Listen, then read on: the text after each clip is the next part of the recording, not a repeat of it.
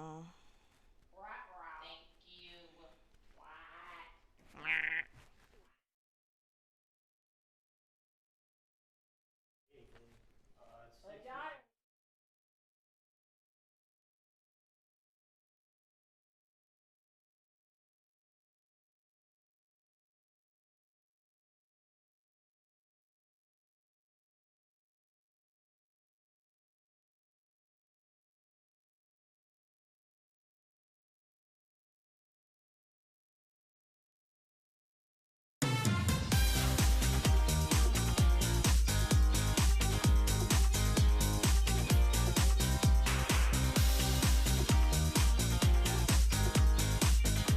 You're watching WEAR News, the morning current on WFGX.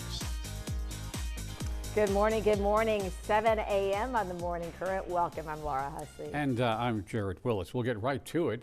This morning, as we speak, Pensacola police are looking for a person of interest in a shooting. A woman was shot in the back at the intersection of 17th Avenue and Cervantes on Sunday. Now, she was taken to the hospital, and we have not received word on her current condition. Now, police are looking for this man. Here he comes. There you go. He's believed to be in his 20s, Hispanic, about 6 feet tall. Last seen wearing a red shirt, blue jeans, and black shoes. If you have any information, call the Pensacola Police Department, or you can call Crime Stoppers. That number is 850-433-STOP. Pensacola Police Chief Eric Windstrom has an idea. He'd like to implement a new crime dashboard. This, he says, to increase transparency. WAR's Aria Circa joining us now, and this is supposed to provide more real-time data about crimes to the public.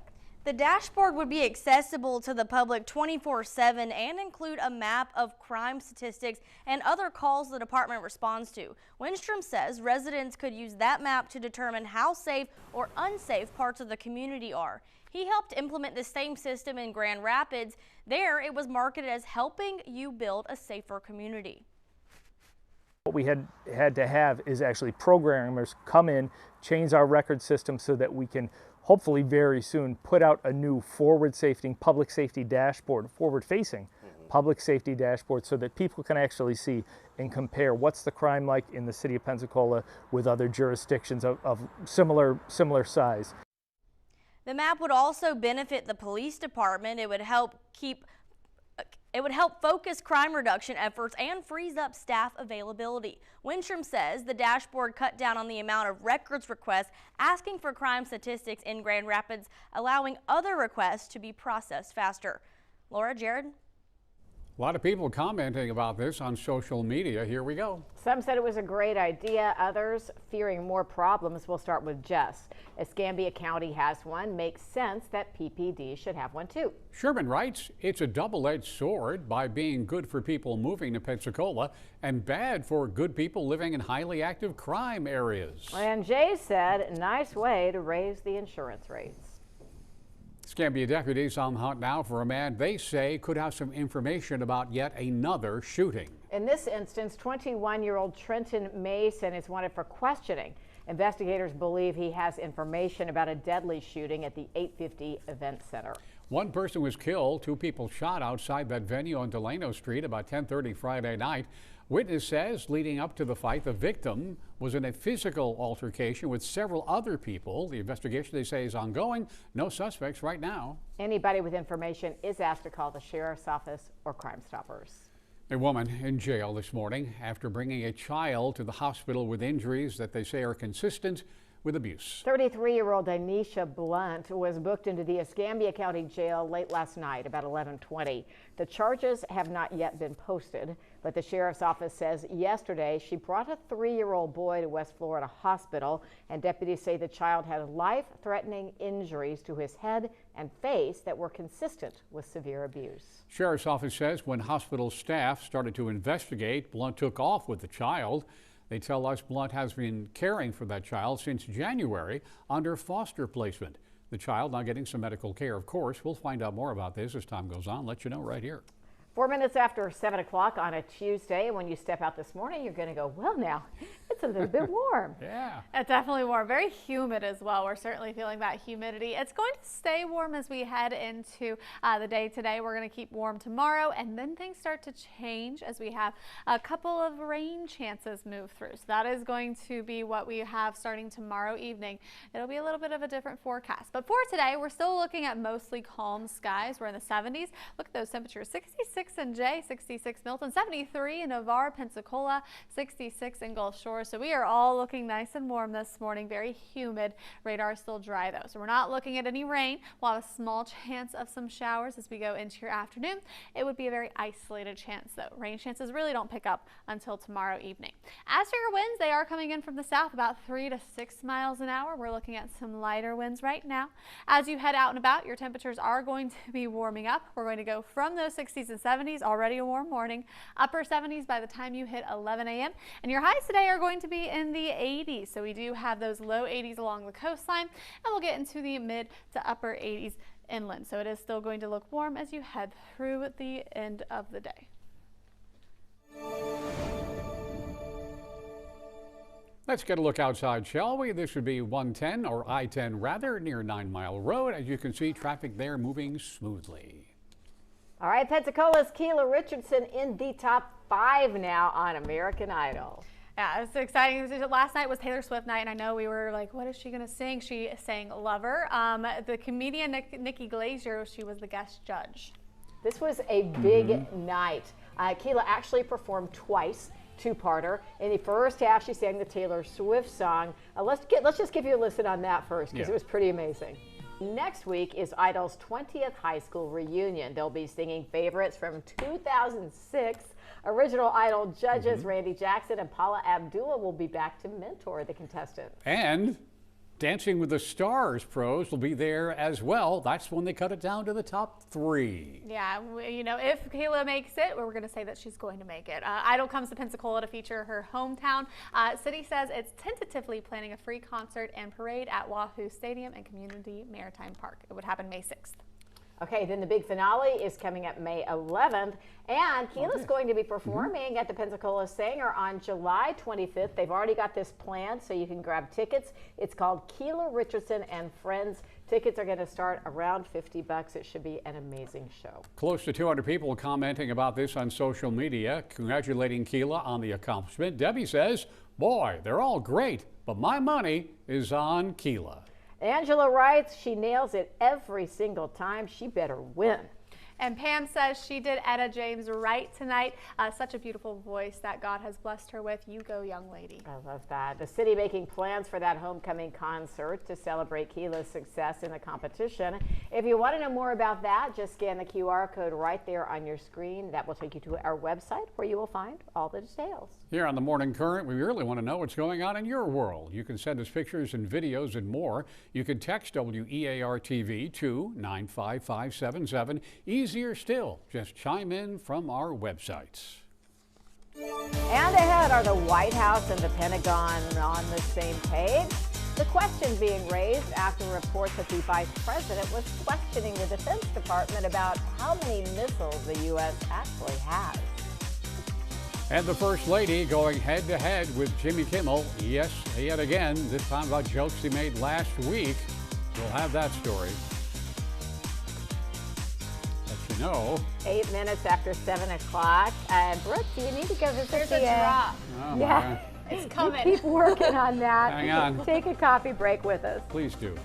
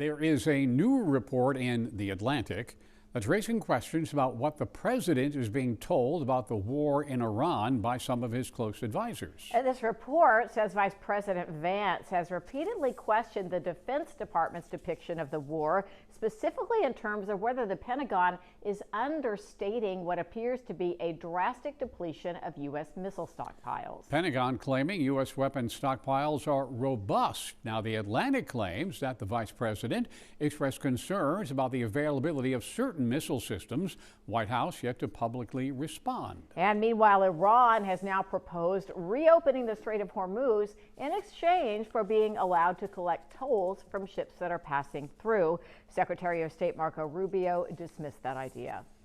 All right, the suspect at the Correspondents' Dinner shooting is now charged officially with trying to assassinate President Trump. 31-year-old Cole Allen also facing multiple weapons charges. He made a brief court appearance yesterday but did not enter a plea.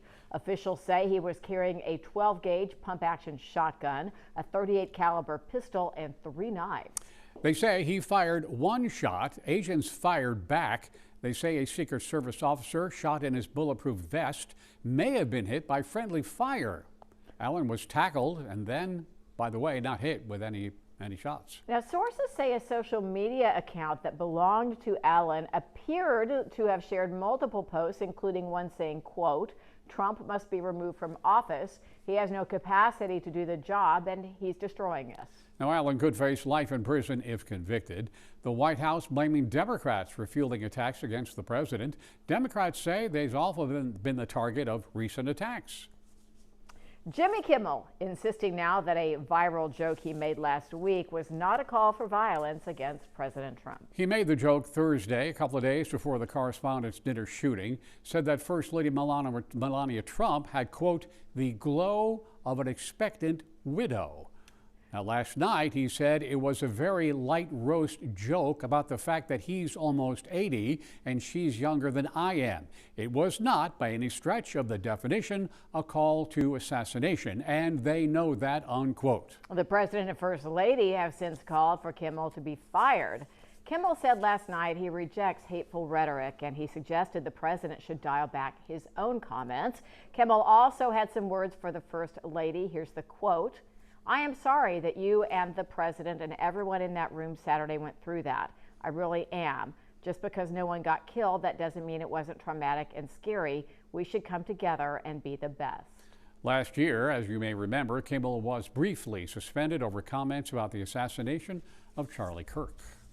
Investigators say the suspect in the murders of 2 University of South Florida grad students had turned at some point to ChatGPT. Hissam Abulgare is charged with the deaths of Zamil Liman and Nahida Bristi.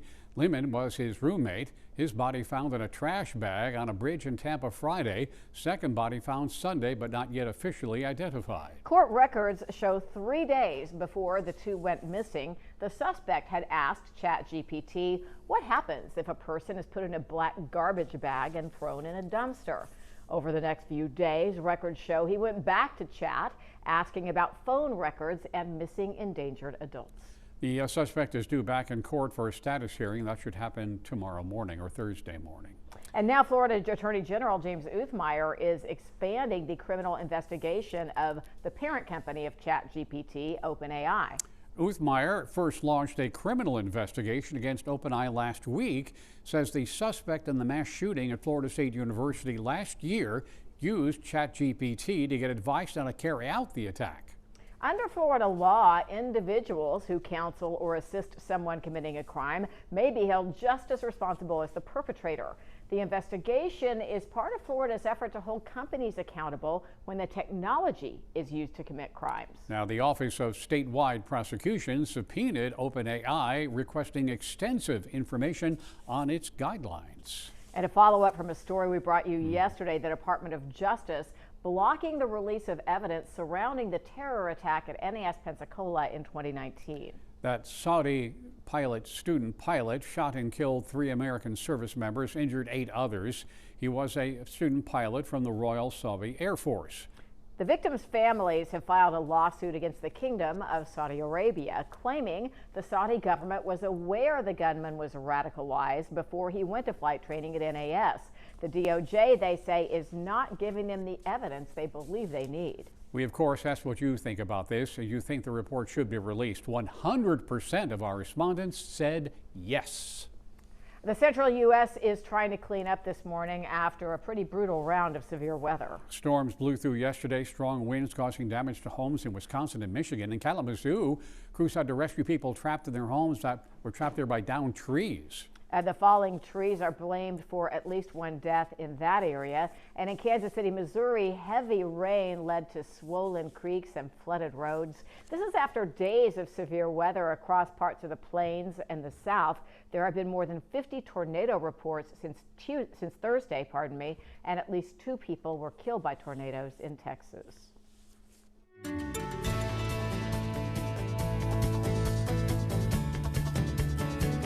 Good morning. We are looking at a beautiful start to your day right now. It's looking nice and warm. We're going to feel that humidity as you head out and about. Looks humid right now over our Hardee's camera. A little bit of some fog in some areas, especially where you have some of those open grassy areas, but it's not looking too widespread. Overall, we're going to just be looking very warm today. We'll have those temperatures warming up nicely this afternoon. Radar is dry for today. We'll have a tiny chance of some light showers, especially inland, but it does look like most of the rain today going to be well to our north. We will be looking at showers and thunderstorms as we head into your Wednesday. So let's take a look at the timing here.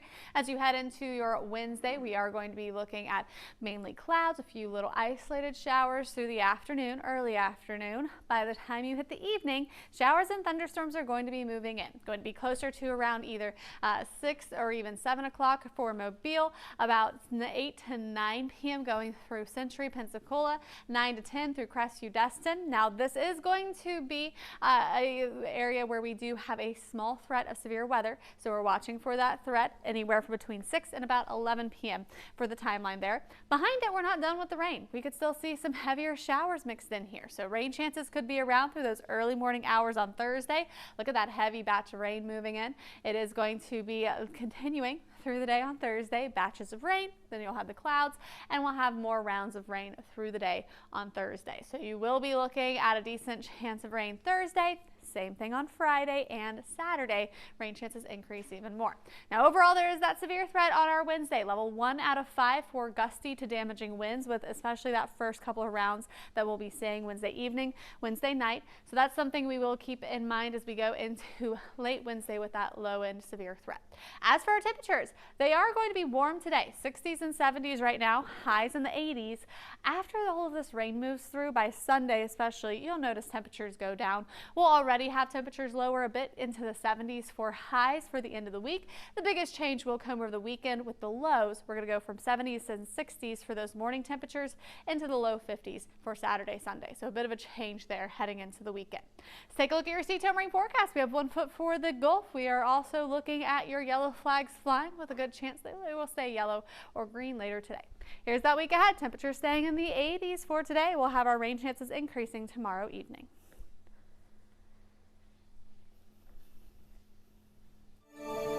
It's 20 after 7 o'clock, and we're taking a look outside at the 3 Mile Bridge. Getting a little busy at the moment, but no issues there certainly, and no issues anywhere else. Taylor Swift paving a new path in the world of trademarks, trying to protect herself from AI and deep fakes. Ahead, details on the unique method she's taking to protect her voice and image.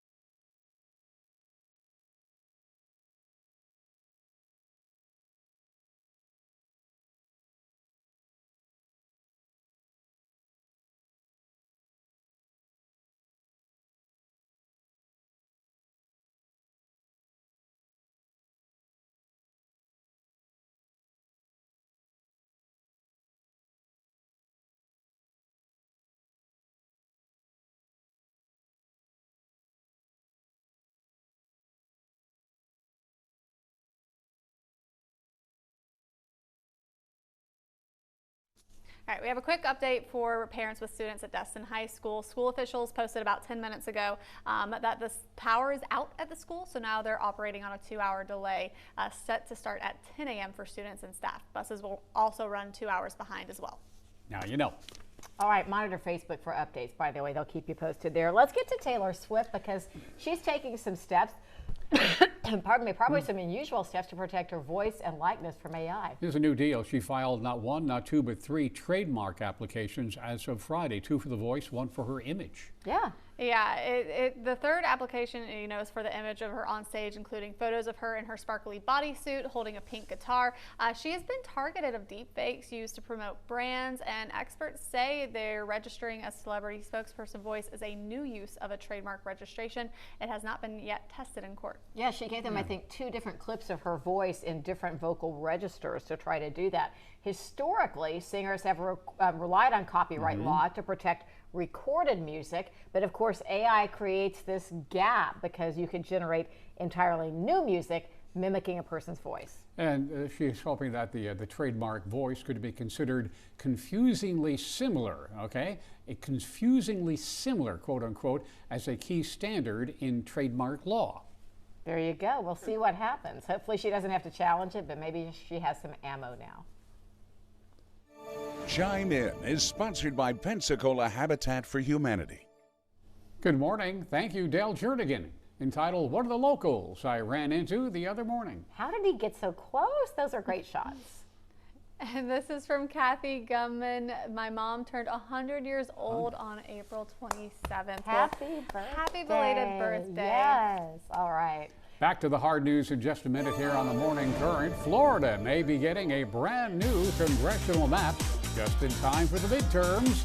We'll talk about what the governor has proposed and some reaction as well.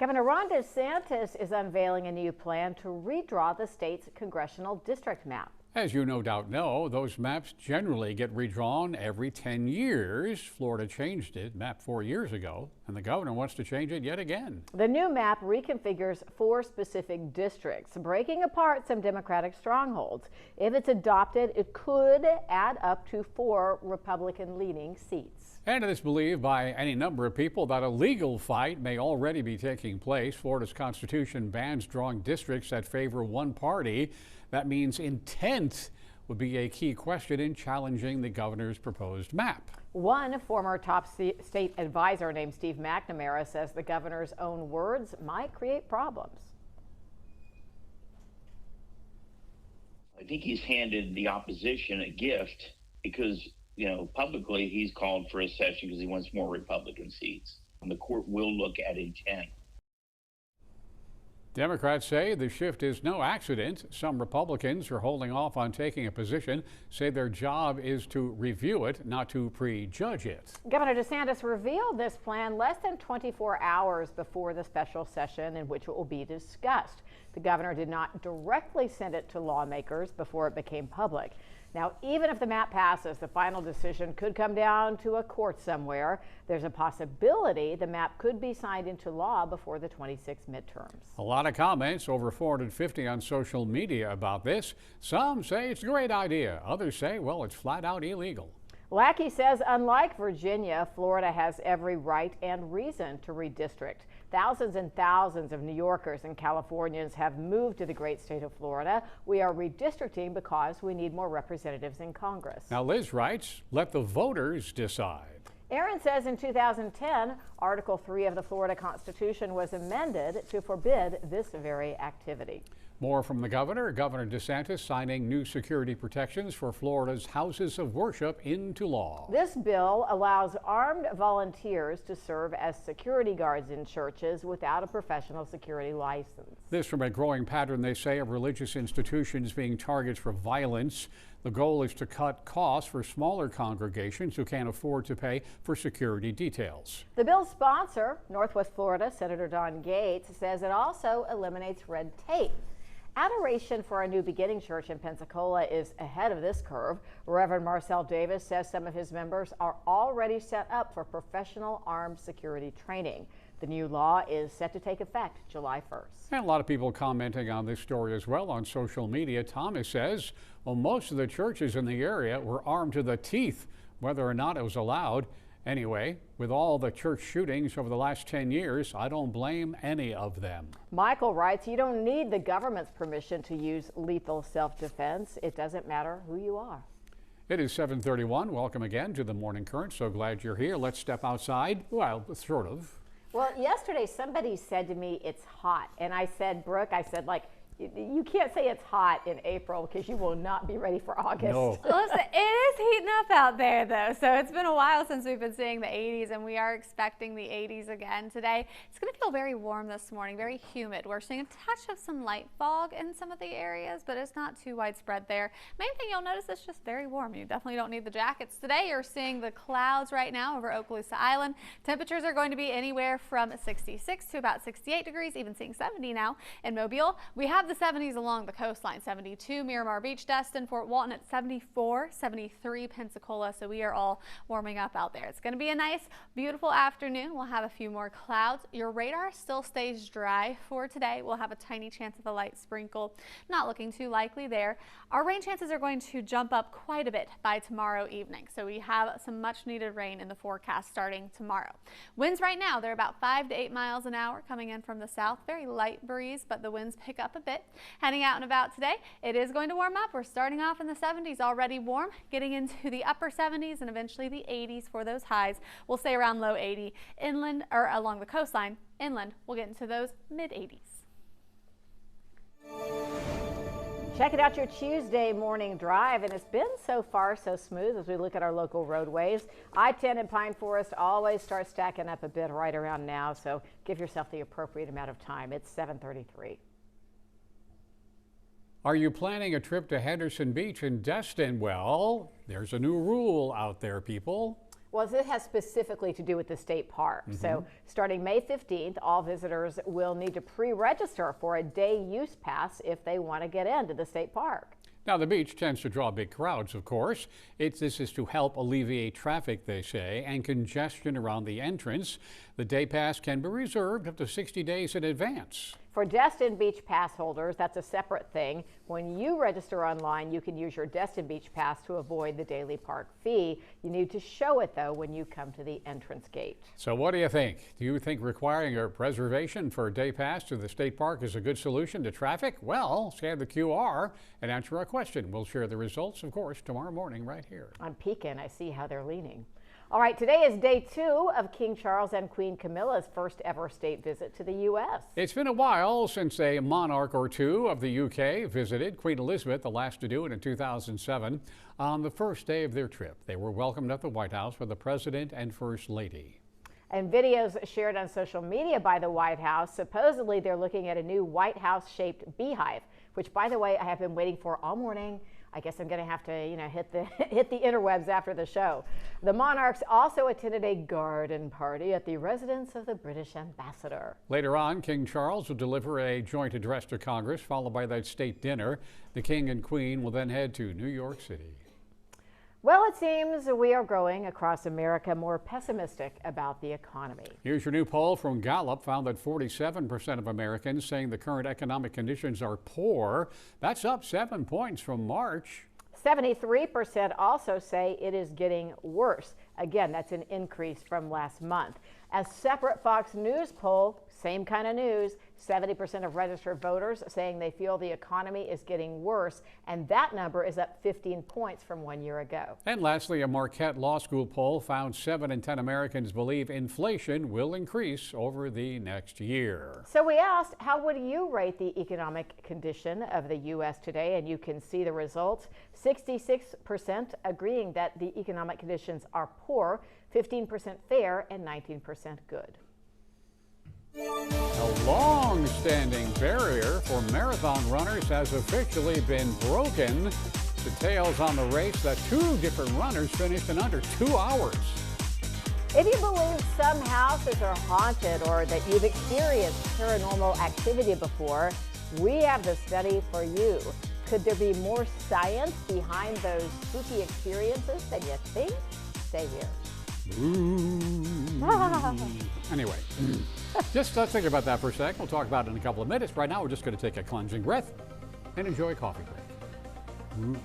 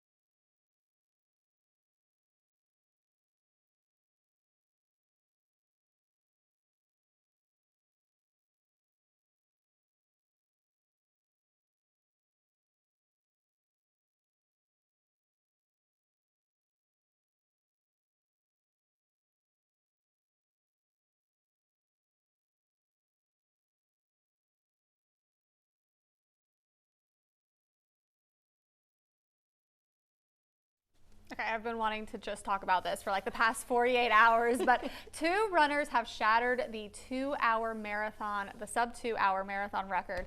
And fun fact, all 3 in the London Marathon went below the previous world record. So fast marathon. The under 2 hours, is that thing like it used to be the 4-minute mile? Like nobody was thought to be able to do it? Yeah, so I mean, it's been a whole thing for a while. The guy who won, Sebastian Sawe of Kenya, he won the race and ran in an hour 59 and 30. And the 2-hour barrier, I mean, it's been a whole thing. Like, we're going to push humankind forward. And Eliud Kipchoge technically broke 2 hours. It wasn't legal because he had pacers and it was just like him running. But anyway, second place also broke 2 hours. And it was his first marathon ever. Yomif Kipchoge, he ran in an hour 59:41. This is insane. Absolutely wild. Okay. So unofficially, as you said, it's been done before, but this was the first one apparently that's going to go down in the record books. What do you think makes the difference? What really is pushing these guys over the edge? You know, I think we've been so close to it for so long. You have a really fast marathon, the London Marathon. It's fast, it's flat. The weather has been terrible the past couple of years, and this year the weather just was good. The thought comes to me, okay, you say London's, it's flat. Is that fair to compare the guys who ran that race to the people who ran one in Boston, which is not flat? I mean, I would say yes, because you have the opportunity to run both. So you can run Boston, but you can also run London. So it's not an exclusive. So like any pro can run this to try to break 2 hours. And what about the shoes? There was something about the Yeah, shoes the here. shoes It weigh said nothing, that right? Sawe's Adidas running shoes weigh 3.4 ounces, which is less than half the weight of the average shoe. Is there any restriction on the shoes? So far, not. You know, this shoe technology has been going up for the past, I would say, 5 years. It's really just shot up. So, I mean, the shoes are definitely in question. I would say it's definitely not comparable to people running even 10 years ago. But, I mean, the technology is there. Nonetheless. Okay. Fast guys. All right, let's move on to haunted houses. Oh, yeah. Ooh. Apparently, there may be more to a haunted house than just ghosts. There's a study out of MacEwan University in Canada in which researchers put 2 groups of people in a room. They had to sit there and they either listen to creepy music or relaxing music. Also exposed to something called infrasound. Infrasound. Frequencies of sound generally too low for people to hear. Now, they found when they compared to control subjects, those people felt more irritable, higher levels of cortisol, of course. They say people exposed to infrasounds are more likely to report unusual experiences. Oh, Vanessa is saying that we should do a Morning Current haunted house tour. Yeah, Vanessa, you can lead the charge on that. We're going to put you right out front. So the people who had this infrasound were also more likely to find the music sad or creepy, no matter what music they were listening to. So in the real world, Yes, here we examples go. of infrasound would be things like old plumbing, old ventilation systems and furnaces and appliances and things that might be in haunted-ish houses. Yeah, they make all those kind of infrasound noises, I guess, make you feel irritable and think maybe there's something there. Oh, no. Are they basically saying then if you think you're having a paranormal experience, you're just hearing things? You're hearing the plumbing. That's pretty much what they're saying. YouGov.poll, by the way, this was back in October, found 60% of Americans, 60%, think they've had at least one paranormal event I had in an their experience with a lives. ghost once, years ago. I You did too. didn't Yeah. you? Did? Yeah, that's our 60%. Okay, that is... Okay. There it is. Brooke Richardson just did public math, and All she right. was correct. This story and so many others are available on our YouTube channel. Go to youtube.com, search out WEAR News, and every one of our stories is posted there for your review at your leisure. Okay, so they get the paranormal experiences. I'm probably the person that would get this. Does the water feel a little oily on Pensacola Beach? We'll check in on why some local surfers thought it was tied to beach renourishment.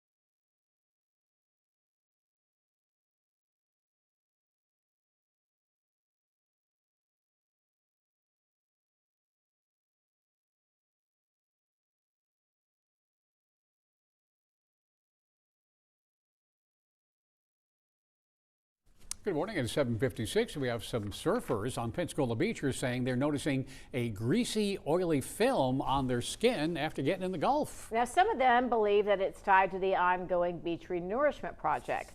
Crews pumping sand onto the beach for weeks now. The surfers told us they thought it was leaving that film behind on their skin. Mike Pinzone, manager of the Pensacola Beach Fishing Pier, says he suspects it's more likely algae and other sediment getting stirred up from the Gulf floor. Santa Rosa Island Authority officials also told us the construction company that is doing the project is having to keep a real close eye on water quality. They are sending reports to the Florida DEP almost daily, and they are testing everything from algae to oil. Now, Escambia County says they've received no complaints about oily water. Beach renourishment set to wrap up by the beginning of this coming month. All right, more than 100 people commenting on our socials, drawing their own conclusions about what might be causing that greasy feeling. Richard says they are releasing what has settled from the BP oil spill. Chad writes, it's called sunblock and suntan oils. Nick says hydraulic fluids, seen it at every port repair or build. And then John writes, there's plenty of tar balls, that's for sure.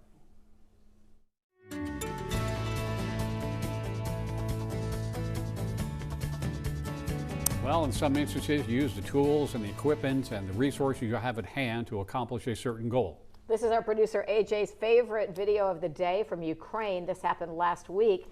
Drone operators spotted a woman who was walking on crutches, and apparently she was on quite a dangerous road that was under constant fire from Russian forces. Yeah, the soldiers didn't want to scare her, so they covered their unmanned vehicle with a blanket alongside a note that read, "Grandma, sit down." And the woman was brought to safety, taken to a shelter. So it was an unmanned, kind of an autonomous little rover there that they got her onto. Got her off the road and where she belongs. Nice work.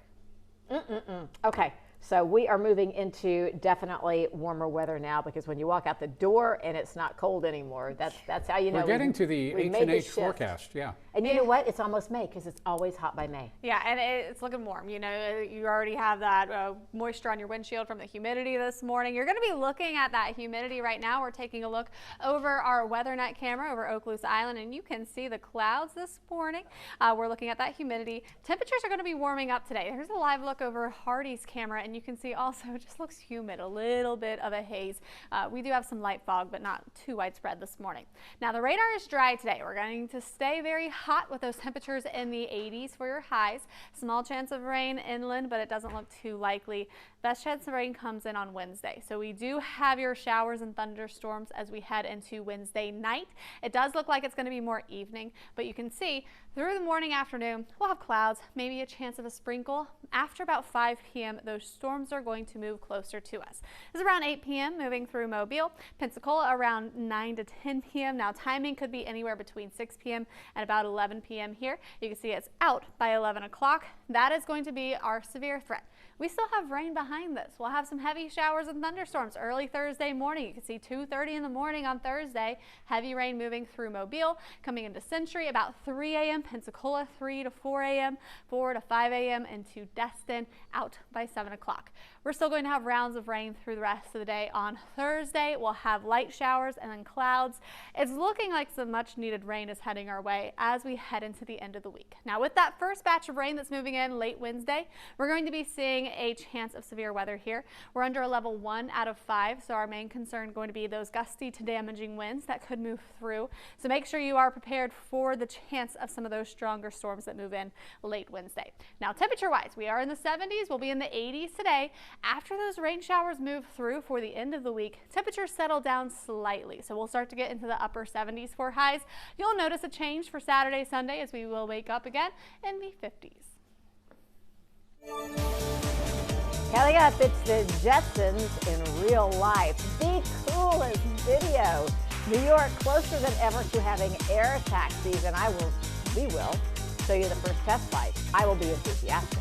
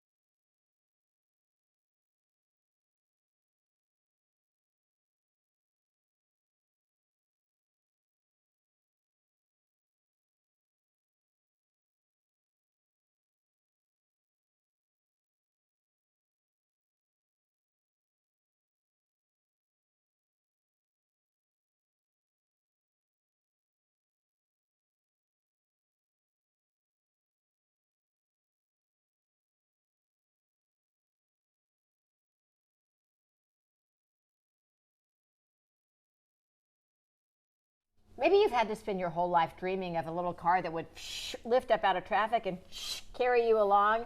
But New York's next generation taxi, I think, is the next best thing. It's an air taxi from Joby Aviation. I think we have video. Their first test flight yesterday in NYC takes off vertically like a helicopter. It is emission-free, they say, 100 times quieter than a traditional helicopter, and they can cut the typical hour-long commute from JFK down to 7 minutes. 4 passengers can ride along. Is that cool or what? That's pretty cool. You know, air taxis can go up to 200 miles an hour, and customers will be able to book rides in the Uber app. It's going to cost about the same as Uber Black, Uber's luxury tier, $100 to $200 depending on when and where you're going. Okay, so that kind of rules me out, but still, I'm going to be cheering from the ground. There's not a timeline yet on FAA approval, but they're hoping to be flying within the next year. They're actually one of several companies working with the FAA and the Port Authority testing next-gen aircraft that could be used as air taxis. So let's just all say, meet George Jetson, shall we? Meet George Jetson. Although his car turned into a briefcase when he went to Spaceless Rockets, so that's a ways down the line. But it's coming. It's all coming. Uh-oh, we're being played off yet again. We'll be right back.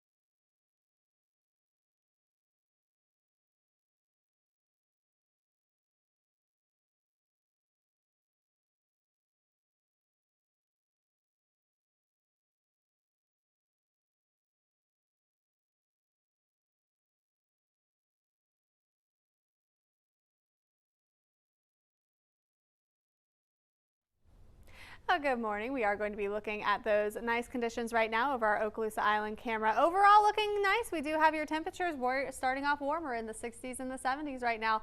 It's heating up quickly out there. We should be in the 80s as you head into your afternoon. Looking like a lovely one today with your rain chances increasing by tomorrow. So we'll track out some more rain for you going through the middle to the end of the week. In the 80s, wow. Shout out to everybody who is streaming with us on Facebook. Between the ghosts and the cars, we've had some great comments. Thanks for watching, y'all. We'll see you tomorrow morning right here. Bye.